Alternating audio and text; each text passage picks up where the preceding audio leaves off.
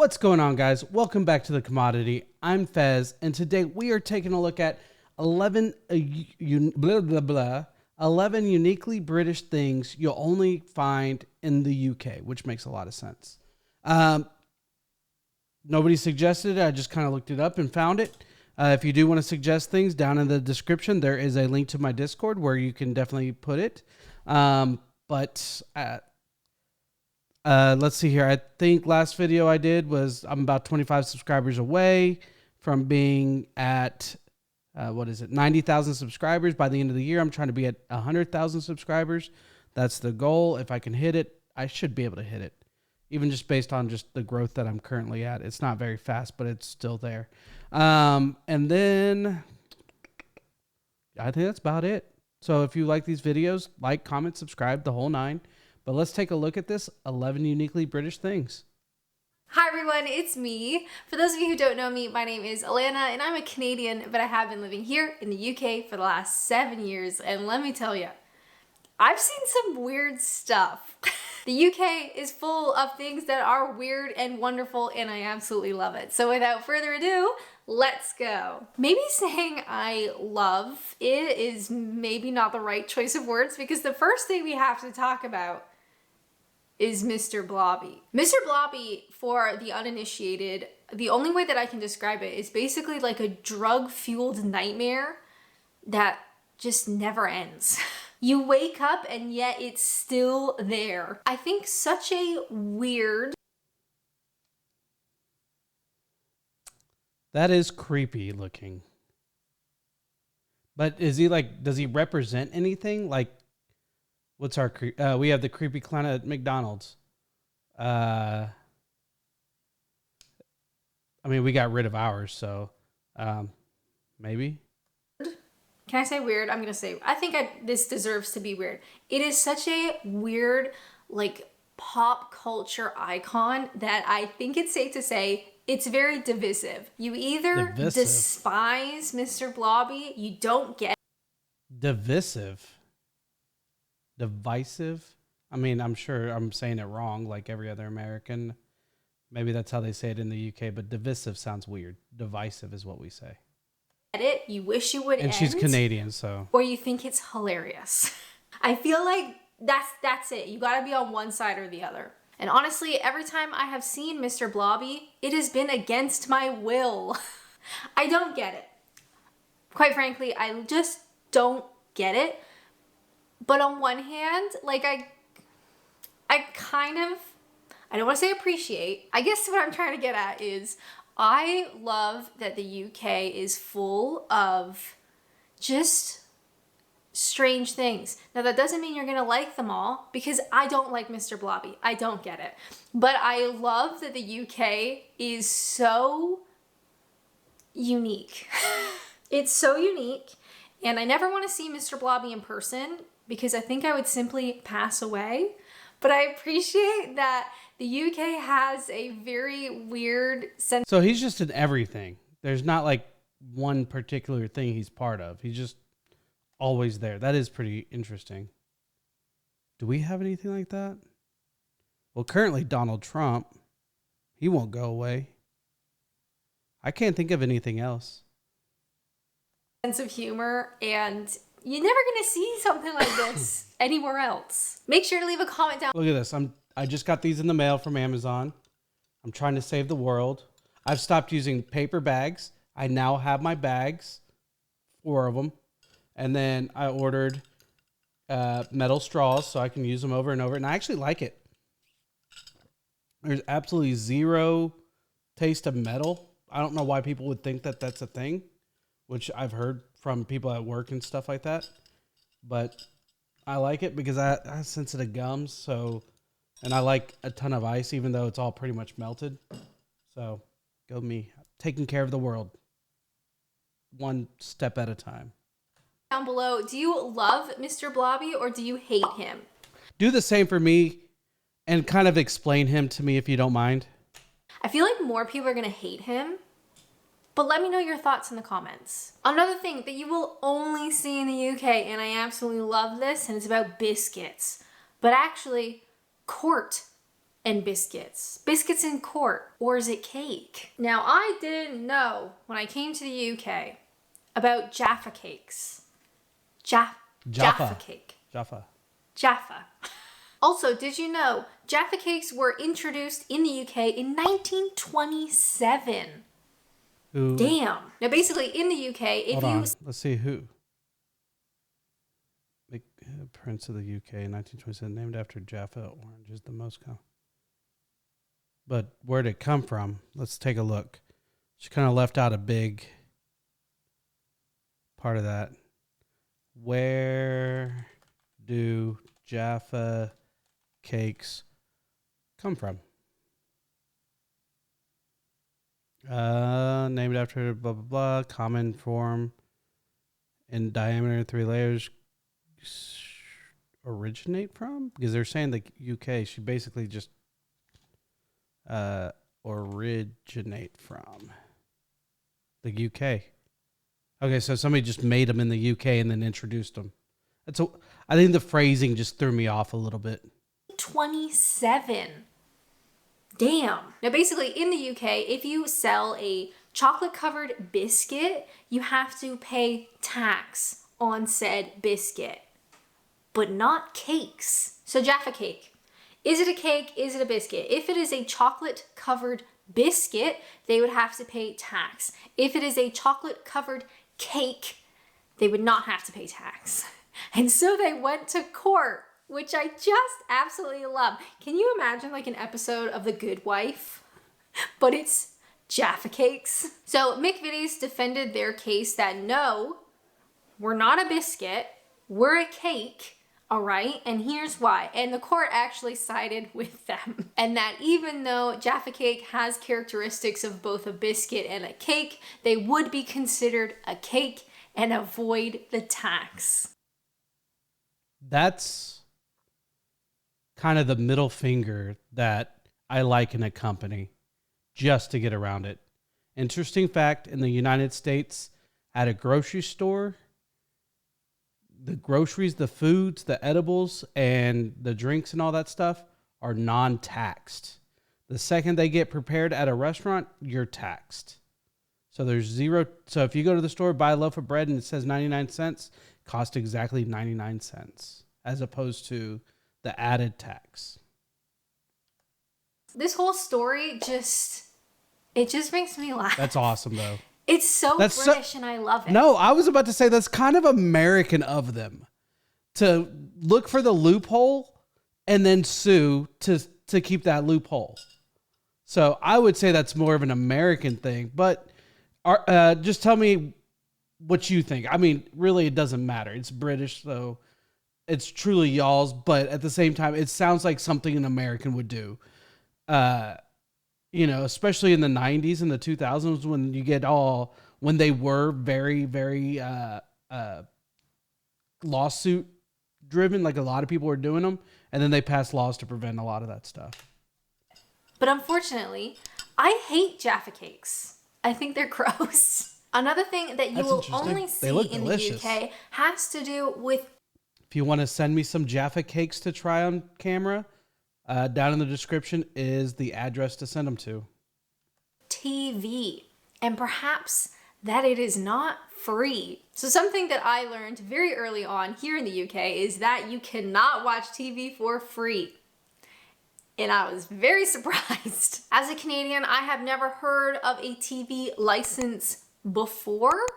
What? That was a new one for me. Like to buy... Also, can we talk about the letters that you get? So most people who watch my videos are British. You will know what the TV license is. For the 5% of people who don't, basically you have to pay.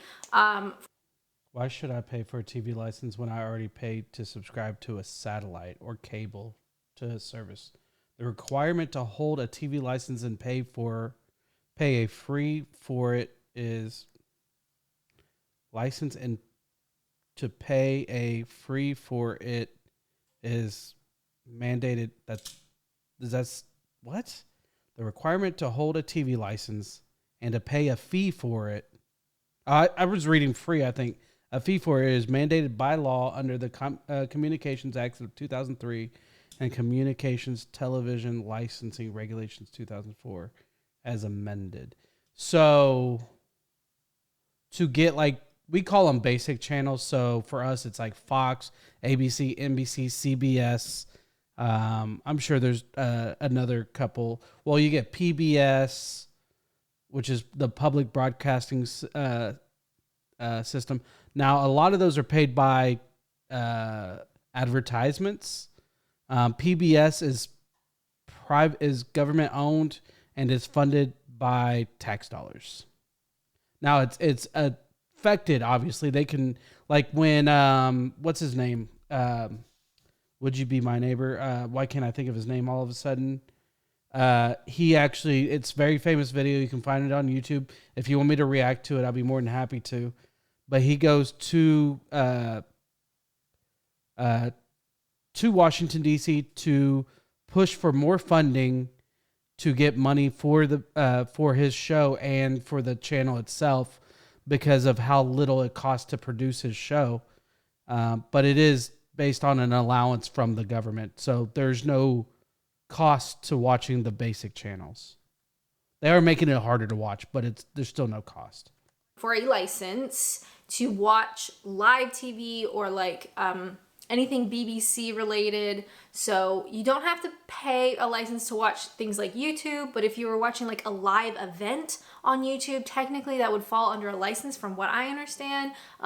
If you want to watch the BBC iPlayer, you have to have a license. You want to watch classic TV, scrolling through the channels, you have to have a TV license. And with that, they said we don't have that. Some wildly threatening letters. So I remember it typically happens like when you move house. So I have lived in a whole bunch of homes and flats here in Kent over the last 7 years. And it oftentimes will happen, you like move into a new property and you get a threatening letter and they're like, hey, we know that you're watching live TV and you don't have a license and we're going to take you to court. Or it might say something like, we have begun formal like prosecution of you because we know you're watching TV without a license. It is really scary. And I realized that the money then goes towards the BBC, which, is it a well-loved institution still? Is that true to say? So the money does go to the BBC and it does go towards, media and that kind of stuff. But yeah, never seen anything like a TV license before. Nope. If you're watching from another country, do you have a license? Not in the U.S. Because I've never heard of it. While I was brainstorming things that you will only see in the UK, of course I thought, you know what? We gotta talk about this. This beautiful abomination. Pie so this, burger? of course, is a Wigan kebab. I'm so sorry. The pronunciation on that really sucks, doesn't it? There's nothing I can do about my voice. So this is a pie. Poor girl. Little pie inside of a buttered roll. So normally, you might eat the little meat pie. Delicious. Would love one. Thank you. And Wigan said, you know what? Let's butter a roll and put it on either side. Some people may call this a pie farm. The pronunciation on that was pretty messed up, wasn't it? Listening to me speak is probably really annoying, isn't it? I have never seen anything like this. Not even close. The only thing that comes to mind is a chip butty, which is a sandwich made with fries inside. And guess what? That's British too. You guys love your carbs. And you know what? I respect that because I do too. I'll be honest though, I haven't had one of these and I would like to. I was going to say, she's Canadian, so poutine. I mean, we're talking about carbs.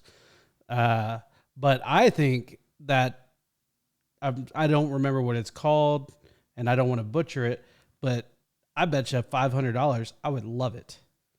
Like, I've had meat pie of Australia, but not of the UK, but I would eat it, obviously, but I'm actually watering. I just ate, and my mouth is actually watering from looking at that. I would really, really like to have one of these. Here in Kent, I can't say that I see these, at any sort of like fast food kind of places. So I could make my own, but it's never really the same, No. right? I should make my own anyway. Stay tuned. I'm gonna make my own. Like the same, not right now. Maybe the same thing. It's so funny. You can be making a burger at home or at, just go like, I was at the pool yesterday with my friend and he bought like Black Angus patties that already had jalapenos and cheese in them. And then he bought some with just cheese and something else in them. And he grilled them up, sliced up onions and tomatoes, lettuce. What else was there? Plus, whatever sauces you want to put on it, which I always do ketchup and mayo. And I don't know what is up with fast food burgers. I just like them better. There's something about them that I love them. They're messier. And to me, the messier, the better. I love messy food. That's the Mexican in me probably. But a good burger from a fast food restaurant versus a homemade burger. And my friend Miles, actually, that used to be on this channel, is a phenomenal griller, cookouter, whatever you want to call it. Could really kill it, especially during, like, what we did would be classified as a barbecue. So, yeah. maybe tomorrow. Not tomorrow. Someday soon. Now, I am very lucky because one thing that I absolutely love to do is to try new food. And I don't want this video to be all about food. But let's be honest, the UK has some really weird food. So while we're here, I would just like to nominate one more thing, and it's this. I'm sorry, what? Is that a turtle? Just looking at it makes me want to cry. Yeah. So this is a stargazy Oh, it's a pie. sardine. It is a pastry-based fish pie, which, fine. Fish pie, sure. Obviously doesn't look like a fish pie, perhaps, because it has whole pilchards, which I didn't know what that is, but apparently it's basically like a slightly larger sardine. Okay. And the whole slightly larger sardines have to stick out of the pie and look at you. So I'm not typically challenged with food. I will, again, I used to be, so there's a thing called Life with Mikey, and there was a joke in the commercial that he was in. It's a movie, and he would say, "Mikey, give it to Mikey, he'll eat anything." So growing up, people would call me Mikey because even though, like, I was skinny until I became an adult, and I would literally eat anything, even Mexican that was considered kind of weird. Like, I liked menudo, which has cow stomach, tripas, which is intestines, which I actually have some I need to cook. But that one, I would try 100%, no questions asked.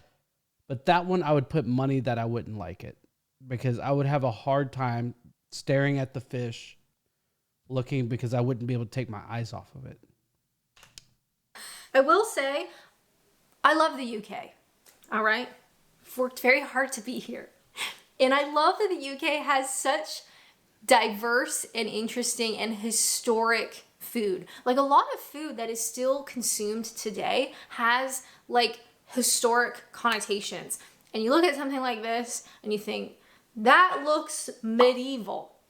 And it probably is. But you can still get it today. And as someone from Canada, where, not to shade Canada, we don't really have that kind of history. Do you know what I mean? Like, historical, traditional, medieval foods that people are still consuming. Doesn't really happen. So I appreciate that that kind of stuff still happens in the UK. Will I ever try one of these? Honestly, probably, because I hate myself. I think you should try everything twice, as long as it doesn't kill you. And I'm not allergic to fish or pies or pastry, so there's really no reason why I shouldn't try one. But there's something about the whole heads just looking at you that makes me question all of my life choices. Something that you will only see in the UK sardines. are Brits throwing themselves down a very steep hill to catch a rolling cheese. This, of course, is the Cooper Hill cheese roll. And I love it. And you might think, oh, this is like a nice little festival. People from all over the world come to this festival / competition all over the world. Perhaps like What happens if you win is my question. Do you get the cheese roll? Is the cheese made in the UK? Is the question also. me hearing about this, you think, ooh, that's really cute. That's really fun. How quaint, how silly. I want to partake. I want to go. I want to run down a hill chasing a bit of cheese. And then you see the footage. And you think, maybe not. This competition is rough. And people get hurt, which is not something we should laugh about. However, I wanted to include it in this particular video because recently a Canadian woman won her heat, won the race. Really? And yeah, she was knocked unconscious for a little bit of it, but she won. I saw that video Go on Canada. TikTok. Now, I while saw I was that. researching about the cheese That is rolling so awesome. thing, which has been on my radar for a while because I love cheese. And you guys, when you find out that I like cheese, everybody sends me a link to the cheese rolling festival. However, you guys didn't tell me that the UK has the, what I would say, most wild collection of festivals ever. Anywhere. Ever. In the history of mankind. And I do think this needs to be a video like on its own, but I've written down just a taster list, okay? Taster menu of some of the most ridiculous festivals I have ever heard of. So of course, we have cheese rolling. How about the Dorset Knob Festival? It's basically a hard biscuit that people hurl competitively. We also have the Straw Bear Festival. So this man is led through the streets in Cambridgeshire, and honestly, looks like a horror movie. Then of course you have Bonfire Night. Now I have celebrated Bonfire Night for many years here in the UK. It is wild when you think about it. I guess that's one of the things, being here for 7 years, Bonfire Night has become a yearly tradition, right? But when I actually sit down and I think about it, that's pretty weird, isn't it? However, you guys didn't tell me that the village of Ottery St. Mary in East Devon goes a little bit above and beyond everybody else, right? So we're talking about fire. We're talking about fire in the streets. We're talking about literal blazing barrels of tar. I love this country. And really with that, we are only scratching the surface. So I'm gonna do a video about festivals shortly. If you guys have a festival that you want to include, please leave a comment down below. I guess I just never really thought about this before, but once I started Googling, I literally couldn't stop. And this is kind of lame, but while I was doing this, I was like, okay, so comparatively, what do we have in Canada? And I'm trying to think of like festivals that I have experienced that I've been to. Canada is obviously a giant country. So I'm from Ontario. I'm thinking Ontario festivals. Okay, like what kind of festivals? And do you know what festival came to mind? We have a peach festival where you go and eat peaches. And they have peach ice cream and peach pies and peach cobblers. And it is a festival about peaches. They have that in Georgia Which too. when you say it like that, kind of sounds kind of lame. Peaches are awesome though. But it's hard to compare peaches with burning Wookiee. barrels of tar. Another thing you will see in the UK that is so sweet and funny, and I think very British, has to do with offering things to British people. And quite simply, British people cannot accept something unless you offer it to them a couple of times. Now, I saw this a lot, especially when I was working in an office. Dude, you offer me once, if it's food and it looks good, like those dry ass cookies, man, I ain't doing nothing for those. They're actually really popular in Mexico too, and my dad loves them. Basically, they're just like I don't know what they're called in Spanish, like, but they're specifically just made for coffee and stuff because coffee is very, very popular in Latin America, well, the world. But it's like my dad was telling me that when he was a child, like it was very common for them to get coffee because it's such a cheap option to drink besides just plain water and stuff like that. And their water quality obviously wasn't up to snuff. Even my dad says whenever we go, don't drink the water, you'll vomit because there's parasites in it. To be fair, Michigan, but yeah. So, and we used to have tins. They were just Mexican versions. They had like a little bit of sugar on them. Some of them were really good, but we used to get these like big wraps of cookies. They were probably they seemed so big. They're like this big. They had like little cuts in it that kind of just for design, and then it would have the brand in the middle. But they were almost like the size of a head, and you just break them in half, and they would dip them in the coffee and stuff, and do that, which is very, just switch the coffee with tea. It'd be probably the exact same thing. I'm just not a fan. I think they're too dry. I don't like. I really tried getting into tea because I needed something healthier than things like energy drinks. I needed things to help me to sleep. But these just, I do like tea. I got tea in my thing, and I bought a whole entire set to make tea and everything. Like I even got instead of putting on my stove, I bought the Amazon version of just what is it called? A kettle. And I usually use it with my ramen noodles. I just pour it on my ramen. Unfortunately, I can't eat ramen right now because I'm doing keto. Well, I'm doing carb night, and I'm down 21 pounds, I think. So, yay me. Office. So maybe someone comes around with like a tin of biscuits and they're like, would you like a biscuit? And the British person has to say, oh, no, I shouldn't. And they're like, oh, come on, have a biscuit. And they're like, oh, I don't know. And they're like, oh, you'll love it. Have a biscuit. And they go, all right then. Even though both parties know that person is going to take a biscuit, they just have to do this little dance first. And thinking about this, I don't know if I've ever seen a British person accept something on the first offer. I don't think I've ever seen it. Does it exist? I don't know.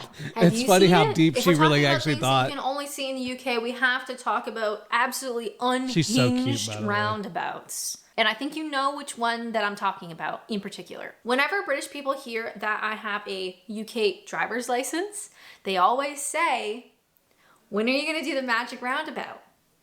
To which I say, I would rather die. So Swindon thought, you know what?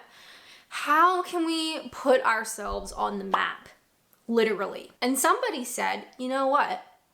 Let's make the most frightening, intense, unnecessarily complicated roundabout system that we've ever done, ever, anywhere else.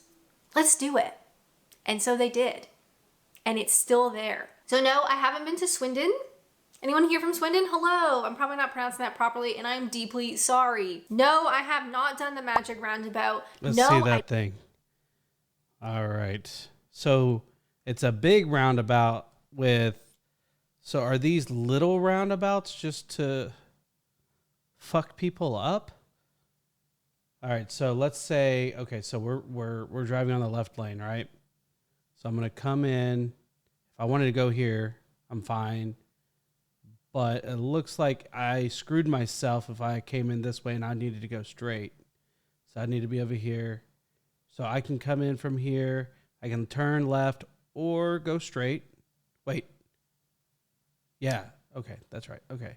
So if I go straight, what the hell happens here? What the heck is this? Or is this how you get into the main circle? Okay. So this is just me guessing. I don't know if this is true. So I'm coming in and I'm like, oh shit, I need to get into this area for whatever reason. So I go, woo, woo, woo, woo. And then that shoots me in here. And then I pick whichever lane I want to be in, which I feel like if you're in the inner lane, you kind of screwed yourself because you might have to kill a couple people to get over so you can get out of it. So so let's say, so I'm over here, I do this thing, come around, and then I'm coming down, and I need to get to here, right? Or I point it with my hand.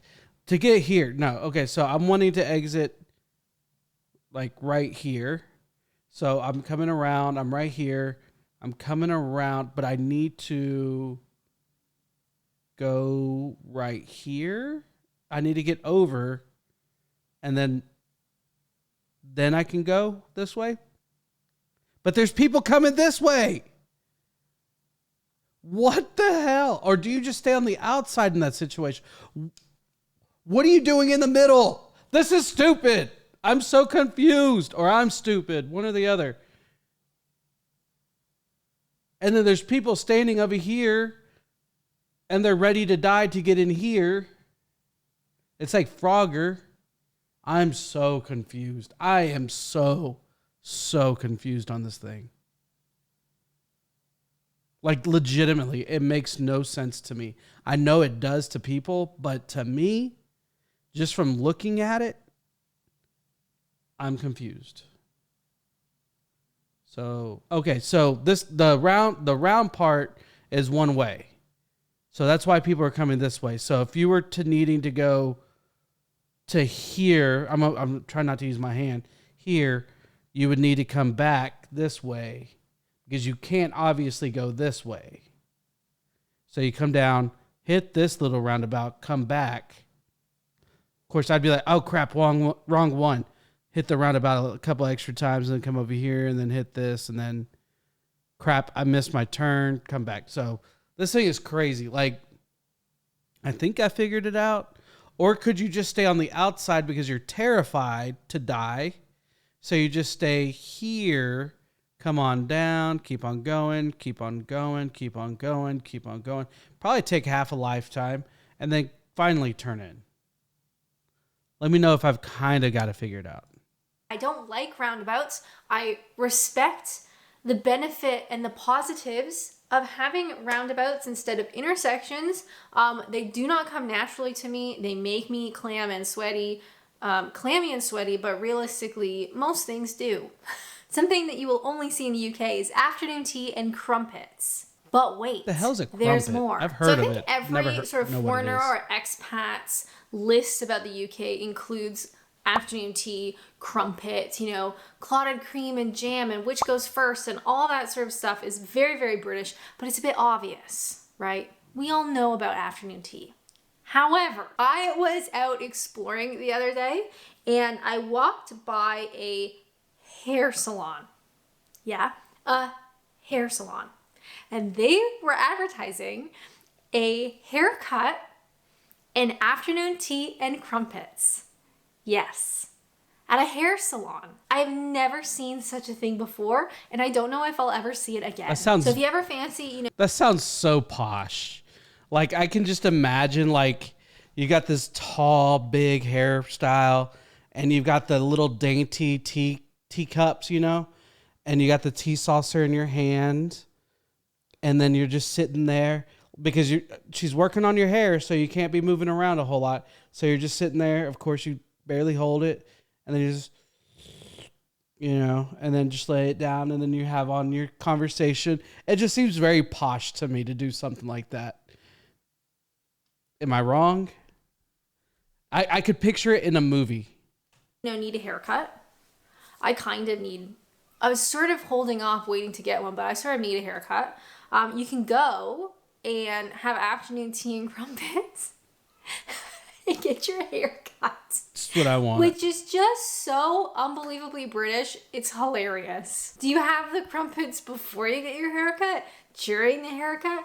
After the haircut? What do you do with just grab a handful on the way out? Do you just ignore it? I don't know what happens. I just saw it and I thought it was hilarious. Another thing that I love about the UK, and I feel like you can only see it here, has to do with street names. So how about Silly Lane in Lancashire, Dick Place in Edinburgh, Crotch Crescent, Oxfordshire. If I'm being honest, we have really weird names too. They're harder to find probably, but we've got some weird names out there on our streets. So now crotch, maybe not, but we got some weird stuff. Does holding my laptop like this bother you? How about this? Butthole Lane. Okay, we don't have that. Titty Ho in Northamptonshire. Dumb Woman's Lane in East Sussex. Here, let me put it this way, which I think is crazy. There is a town not far from where I live called White is Right.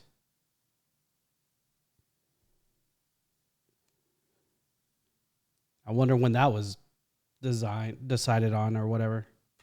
Now, I Dumb had to Woman's Google Lane. this one That's a second great. time because I thought, surely not. But surely, yes, it does exist. How about Tom Tit Lane? Another one from Essex. And of course, Kent, where I'm from, we have No Name Street. Wonderful. I can't say that I've ever come across really funny street names in Canada. My understanding is that perhaps the English language and words meant things differently. Do you know what I mean? But Back butthole? when some of these roads were named, perhaps. But when you think of Dumb Woman's Lane, I don't really know how that one makes sense. Or butthole. In Canada, our Butthole. street names are so recent in terms of, the grand history of mankind that the English language is what it is when those streets were named. So we don't really have a lot of cool ones. But we have a million King Street and Queen Street. So many of them. And Main Street. Because say what you will about Canadians, we're really creative. One thing that was really surprising to me as a Canadian. What is it they say on Big Bang Theory? The most common street name in America, I want to say they said, is Second Street. And because First Street or Main Street, or First Street is renamed to things like Main Street, Centertown, or whatever you want to call it. Like there's multiple names that take the First Street. They changed it over time. So I don't feel like looking it up, but I mean, we're as creative as Canada, basically, is what I'm saying. Canadian here in the UK, living my life, exploring, trying new things, looking for new experiences. Something that was never on my radar as a Canadian, but suddenly is very much a thing here in the UK, are train spotters. Such a large portion of... I don't know his name, but I follow one on TikTok. He has the camera that sets up right here and it shoots straight down on his face. And so it makes his nose look all exploded and all that kind of stuff. But train spotters are here in the US too. But we have ironically, even though we don't use them for like, mostly for pedestrians or anything like that, or people, it's mostly for like transferring goods and minerals and stuff like that. We have a lot of trains in America. It's really weird because I've never actually ridden on one. I've ridden one in Europe, but not in the United States. British people seem to be obsessed with trains. I find it absolutely fascinating, so I made a whole video about it. I had so much fun making it. Definitely check it out. Thank you guys so much for watching. And now, my mom and dad have already planned a trip for me because I really want to go to the Yucatan Peninsula of Mexico so I can see, I want to say the Aztecs are from that area. And they have the big, beautiful pyramids over there. Or is it Mayans? Mayans are more central Mexico. But the Aztecs. So they're building a train from Mexico City all the way to the edge of the Yucatan Peninsula. And so I really, really, really want to do that. And so does my mom, and my dad does too. So they were like, and hopefully by the time because they're still being built. And hopefully by the time it's done, maybe I can take one of my kids, if not both. But I thought that, like, I love trains, like in the sense of, like, I think they're cool. Like, they're historical. They have, I mean, this country, most countries, expanded majorly because of trains. And then what else did I see that was really interesting that I never knew? Oh yeah. Apparently we have the most train tracks, like mileage or kilometers or however you want to say that, in the entire world. And I was like, that's interesting considering most of them are privately owned. One of my lights flickered. They're privately owned. In fact, that's how like the Rockefellers, I think, made all their money. No, they were they trains or Carnegie Hall or Carnegie Hall, Carnegie, and no, Carnegie's British, isn't he?